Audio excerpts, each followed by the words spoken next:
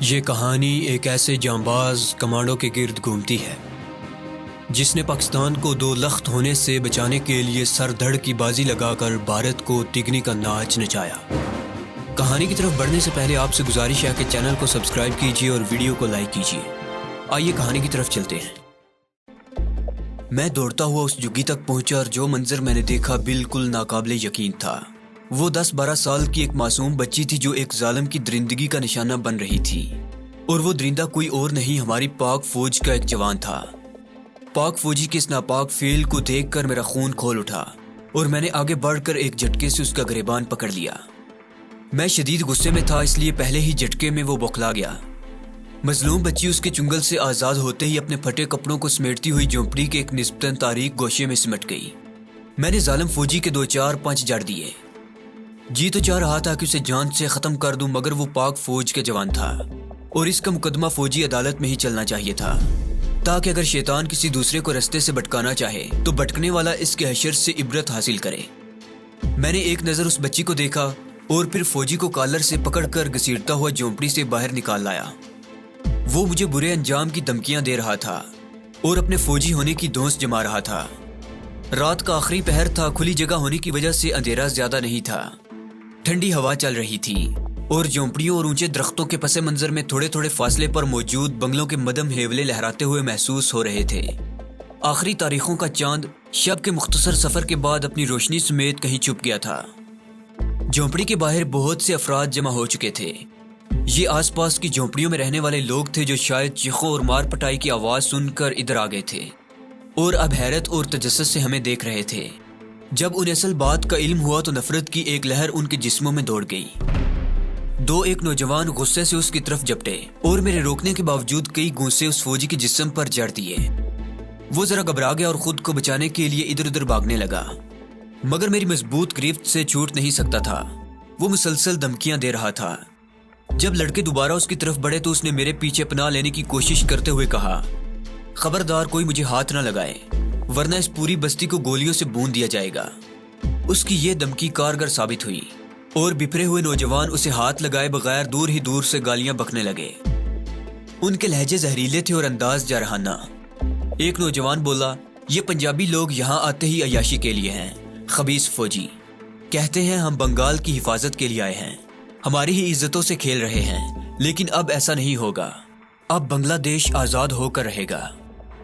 وہ اور نہ جانے کیا کچھ کہتا کہ سڑک کی جانب سے ایک فوجی جیپ کو آتا دیکھ کر خاموش ہو گیا۔ جیپ ہمارے قریب آ کر رک گئی۔ اس میں ایک کیپٹن اور 2 جوان بیٹھے تھے۔ میری گرفت میں ایک فوجی کو دیکھ کر وہ فوراً نیچے اترے۔ جوانوں نے اپنی سٹین گنوں سے وہاں موجود لوگوں کو کور کر لیا۔ سب لوگ ہاتھ اٹھائے خوف زدہ انداز میں کھڑے تھے۔ کیپٹن نے مجھے سخت لہجے میں فوجی کو پکڑنے کی وجہ پوچھی۔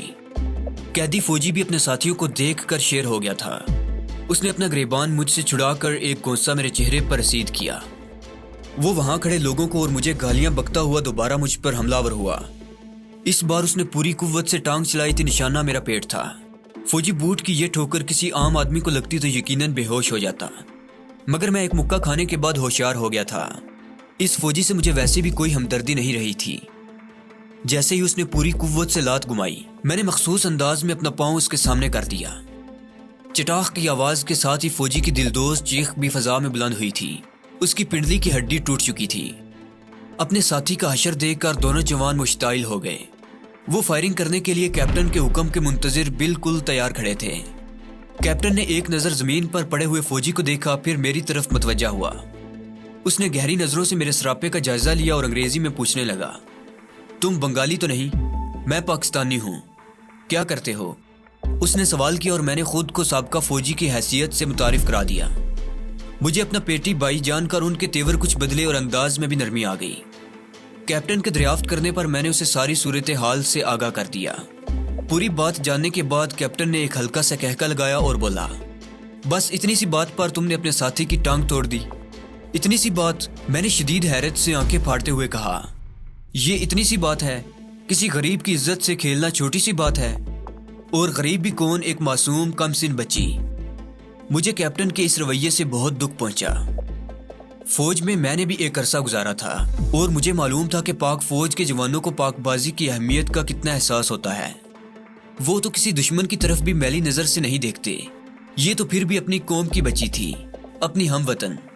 میں سوچ رہا تھا کہ پاک فوج میں یہ کیسے کیسے لوگ بھرتی ہو گئے ہیں جنہیں انسانی رشتوں اور انسانیت کا ذرا پاس نہیں۔ ان کے اخلاق اتنے تباہ ہو چکے ہیں کہ وہ گناہ پر شرمندہ ہونے کی بجائے اسے معمولی بات قرار دے کر جان چھڑانا چاہتے ہیں۔ میں حیرت اور دکھ کے ملے جلے تاثرات سے کیپٹن کو دیکھ رہا تھا۔ میری باتیں سن کر اس کا موڈ بدل گیا تھا۔ وہ نفرت سے مجھے گھور رہا تھا، جیسے اس کی رائے سے اختلاف کر کے میں نے بڑا جرم کر دیا ہو۔ چند لمحے گھورنے کے بعد بولا، جوان، اگر تم فوجی نہ ہوتے تو میں تمہیں شوٹ کر دیتا۔ ایک غلیظ بنگالن کے لیے تم نے ہمارے جوان کو زخمی کر دیا اور اب میرے سامنے بدتمیزی کرتے ہو۔ اس نے حقارت سے وہاں کھڑے ہوئے لوگوں کو دیکھا، پھر مجھے دیکھا اور کہنے لگا، یہ حقیر لوگ جن کی وجہ سے ہم اپنے گھروں سے دور یہاں جنگل میں پڑے ہیں، جن کی حفاظت کی خاطر دن کا چین اور راتوں کا سکون تباہ کر لیا ہے، اور جن کے لیے دشمنوں کی گولیوں کے سامنے سینہ سپر رہتے ہیں، یہ لوگ ہمیں کیا دیتے ہیں؟ گالیاں، پتھر، نفرت، بولو، کیا دیتے ہیں یہ ہمیں اتنی مصیبت جھیلنے کے بدلے میں؟ ایسے میں اگر گھر سے سالوں دور رہنے والے جوان نے کچھ کر لیا تو کیا قیامت آ گئی؟ کیا پہاڑ؟ کیپٹن کی بات اور اس کے انداز نے مجھے جنون میں مبتلا کر دیا۔ میں نے اس کی بات پوری ہونے سے پہلے ہی زوردار ہاتھ اس کے چہرے پر مارا۔ وہ الٹ کر پیچھے کی جانب جا گرا۔ دونوں مسلح جوان جو مجھے فوجی جان کر ذرا غیر محتاط ہو گئے تھے اور جن کی سٹین گنوں کی نالیاں زمین کی طرف ہو گئی تھی، فوراً الرٹ ہو گئے اور فائرنگ کرنے کے لیے اپنی گنیں سیدھی کرنے لگے، مگر میں انہیں اس کا موقع دیے بغیر اپنی جگہ سے اچھلا اور ان دونوں کو لیتا ہوا زمین پر جا گرا۔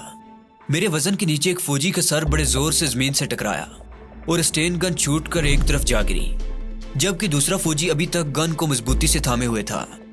وہ فائر نہیں کر سکتا تھا کیونکہ گن پر میں نے بھی مضبوط گرفت کر رکھی تھی۔ زمین پر گرتے ہی میں نے گن کو چھوڑ دیا اور ایک کلابازی کھا کر جھٹکے سے سیدھا کھڑا ہو گیا۔ نیچے پڑے فوجی کے ہاتھ پر ٹھوکر مار کر میں نے گن چھڑا دی اور ارادہ رکھتا تھا کہ ایک گن پر قبضہ کر لوں، مگر کیپٹن کی طرف سے چلائی جانے والی گولی سے بچنے کے لیے مجھے فوراً خود کو دوبارہ نیچے گرا دینا پڑا۔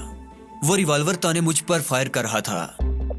وہاں جمع ہو جانے والے غیر بنگالی فائرنگ شروع ہوتے ہی چیختے ہوئے پناہ گاہوں کی تلاش میں بھاگنے لگے۔ میں نے بھی زمین پر گرتے ہی چند لڑکنیاں کھائیں اور ایک موٹے درخت کے پیچھے چھپ گیا۔ فوجی جوان بھی سنبھل چکے تھے اور اب اپنی گنیں تانے احتیاط سے میری طرف بڑھ رہے تھے۔ بڑی مشکل صورتحال تھی۔ میں نہ تو پناہ گاہ سے نکل سکتا تھا اور نہ ہی میرے پاس کوئی ہتھیار تھا کہ ان پر فائرنگ کرتا۔ ابھی میں کوئی حکمت عملی سوچ ہی رہا تھا کہ سڑک پر ایک دم 2-3 فوجی گاڑیاں نمودار ہوئیں۔ پھرتیلے فوجی کود کود کر اترے اور فائرنگ بند کرنے کی وارننگ دیتے ہوئے پوزیشن سنبھالنے لگے۔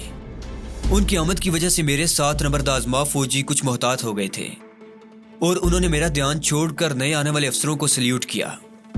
پہلے میں نے سوچا کہ میں بھی کمین گاہ سے نکل کر باہر آ جاؤں اور نئے آنے والے فوجیوں کو صورتحال سے آگاہ کروں، مگر سابقہ تجربے نے مجھے خاصا مایوس کیا تھا، اس لیے میں نے خود کو پوشیدہ رکھنے کا فیصلہ کیا۔ ویسے بھی میں اب دنیا کے لیے مردہ بن جانا چاہتا تھا۔ کسی فوجی کے ہتھے چڑھنے کا مطلب تھا کہ میں اپنی موجودگی کے بارے میں میجر ایاز کو باخبر کر دوں، اور فی الحال یہ میں نہیں چاہتا تھا۔ میں نے اندھیرے سے فائدہ اٹھاتے ہوئے فوراً وہ جگہ چھوڑ دی اور کرالنگ کرتا ہوا قریب ترین جھونپڑی کے عقب میں پہنچ گیا۔ جھونپڑیاں ایک دوسرے سے ملی ہوئی تھی اور اب ایک دیوار کی صورت میں میرے اور فوجیوں کے درمیان حائل تھی۔ میں کھڑا ہوا اور دبے قدموں سے بھاگتا ہوا آخری جھونپڑی کے پیچھے پہنچ گیا۔ یہ اس جگہ سے خاصی دور تھی جہاں اس وقت فوجی جوان کھڑے آپس میں باتیں کر رہے تھے۔ مجھے محسوس ہوا جیسے جھونپڑی خالی ہے۔ میں احتیاط سے اندر داخل ہوا۔ واقعی اس وقت جھونپڑی میں کوئی فرد موجود نہیں تھا۔ نیچی لو کا ایک چراغ جل رہا تھا جس کی محدود روشنی جھونپڑی سے باہر نہیں جا رہی تھی۔ ایک طرف زمین پر کپڑوں کا ڈھیر پڑا تھا، دوسری طرف پھٹے پرانے گدے بچھے ہوئے تھے جن پر شاید پہلے کوئی سو رہا تھا اور اب لڑائی کی وجہ معلوم کرنے جھونپڑی سے باہر گیا ہوا تھا۔ میں جھونپڑی کا جائزہ لے ہی رہا تھا کہ ایک کرخت آواز فضا میں گونجی۔ کوئی سختی سے ان جھونپڑی نشینوں کو فوراً باہر آنے کا حکم دے رہا تھا۔ اس نے کہا، جھونپڑیوں کو چاروں طرف سے گھیر لیا گیا ہے، کوئی بھاگنے کی کوشش نہ کرے ورنہ گولی مار دی جائے گی۔ سب لوگ 1 منٹ کے اندر اندر سامنے کے میدان میں جمع ہو جائیں۔ 1 منٹ کے بعد اگر کوئی جھونپڑی میں موجود پایا تو اسے بھی گولی مار دی جائے گی۔ اس اعلان کی تک میری سمجھ میں نہیں آئی تھی، پھر بھی میں نے سوچا کہ اب کچھ کرنا ہی پڑے گا۔ بھاگنے کا موقع نہیں تھا اور اپنے مد مقابل فوجیوں کی کارکردگی ان کے افسران بالا کے علم میں لائے بغیر میں جانا بھی نہیں چاہتا تھا۔ میرا ذہن تیزی سے سوچ رہا تھا اور نظریں جھونپڑی میں چاروں طرف گردش کر رہی تھی جو بار بار جا کر کپڑوں کے ڈھیر پر ٹک جاتی، پھر اچانک ایک خیال بجلی کی مانند میرے ذہن میں کوندا اور میں نے فوراً اس پر عمل درآمد کا فیصلہ کر لیا۔ تھوڑی دیر بعد میں جھونپڑی سے نکلا، مگر اس حالت میں کہ میرے جسم پر ایک پرانی سی لنگی اور پھٹی ہوئی بنیان تھی۔ میں جا کر ان سینکڑوں لوگوں میں شامل ہو گیا جو میدان میں جمع ہو چکے تھے۔ مجھے یقین تھا کہ اندھیرے میں اس نئے لباس کی وجہ سے کوئی مجھے پہچان نہیں سکے گا۔ یہاں آنے کے بعد ایک نئے ڈرامے کا پتہ چلا۔ چالاک فوجیوں نے نئے آنے والے فوجیوں کو یہ کہانی سنائی تھی کہ یہاں مکتی باہنی کے لوگ چھپے ہوئے ہیں اور ہمارا ان سے مقابلہ ہو رہا تھا۔ یہی وجہ تھی کہ نئے آنے والوں نے سارے جھونپڑی نشینوں کو میدان میں جمع کر لیا تھا اور اب مکتی باہنی کے افراد کی نشاندہی کے لیے کہا جا رہا تھا۔ درجنوں مسلح جوانوں نے چاروں طرف سے ہجوم کو گھیر رکھا تھا اور ایک افسر کہہ رہا تھا، میں جانتا ہوں تمہارے اندر چند لوگ مکتی باہنی کے بھی موجود ہیں، بہتر یہ ہوگا کہ انہیں ہمارے حوالے کر دیا جائے ورنہ سب لوگوں کو بھون کر رکھ دیا جائے گا۔ یہ کرنل بشیر کی آواز تھی۔ میں انہیں اچھی طرح جانتا تھا۔ وہ بڑے سخت باکردار اور اصول پسند انسان تھے۔ ان کی موجودگی سے عجیب طرح کے سکون کا احساس ہوا۔ میں نے سوچا انہیں اصل حالات سے باخبر کروں، لیکن پھر یہ سوچ کر خاموش ہو گیا کہ اگر انہیں کچھ بتاتا ہوں تو مجھے اپنی شناخت بھی کروانی پڑے گی۔ اتنے میں ایک بوڑھا شخص آگے بڑھا اور کرنل بشیر کو تمام صورتحال سے آگاہ کیا کہ یہاں مکتی باہنی کا کوئی فرد موجود نہیں، بلکہ یہ فوجی یہاں ایک بچی کی عزت پر ہاتھ ڈالنے کی کوشش کر رہے تھے۔ ایک نوجوان نے آ کر ان سے مقابلہ کیا اور اس کی ٹانگ توڑ دی۔ اتنے میں ان فوجیوں نے فائرنگ شروع کر دی۔ بہت سے لوگوں نے اس شخص کی ہاں میں ہاں ملائی، جبکہ وہ فوجی جو زخمی تھا اور کیپٹن، انہوں نے چیخ کر کہا کہ ایسا کچھ نہیں، یہ سب مکتی باہنی کے لوگوں کو پناہ دینے کی کوشش کر رہے ہیں۔ کرنل بشیر شدید غصے میں آ گیا اور زخمی فوجی سے کہا کہ سچ بتاؤ تم کون ہو، ورنہ میں تمہاری دوسری ٹانگ بھی توڑ دوں گا۔ وہ پسو پیش سے کام لینے لگا، لیکن کرنل بشیر نے بندوق اس کی طرف کی تو اس نے کہا کہ بھگوان کے لیے مجھے مت مارو، میں فوجی نہیں ہوں۔ پاک آرمی میں اس لیے ہمیں بھرتی کروایا گیا ہے تاکہ ہم یہاں کے لوگوں کو فوج سے متنفر کر سکیں۔ اس نے اپنے ان 3 ساتھیوں کے بارے میں بھی بتایا۔ اس کی بات سن کر کرنل سن ہو گیا۔ اس نے مزید کوئی بات نہیں کی۔ کرنل صاحب نے نقلی فوجیوں کو قید کر کے گاڑی میں بٹھانے کا حکم دینے کے بعد ہجوم سے تکلیف دہی کی معذرت چاہی اور سب کو اپنے اپنے گھر جا کر آرام کرنے کی ہدایت کی۔ حکم کے باوجود لوگ وہیں ڈٹے رہے۔ فوجی جلدی جلدی قیدیوں کو لے کر رخصت ہو گئے۔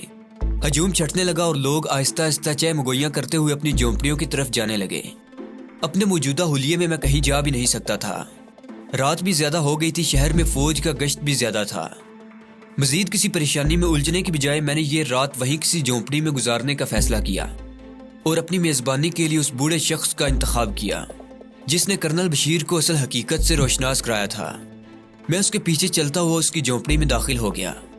ایک اجنبی کو دیکھ کر پہلے تو وہ خوف زدہ ہوا، لیکن جب میں نے اسے بتایا کہ میں وہی ہوں جس نے بچی کی جان بچائی تھی تو وہ بخوشی میری میزبانی کے لیے تیار ہو گیا۔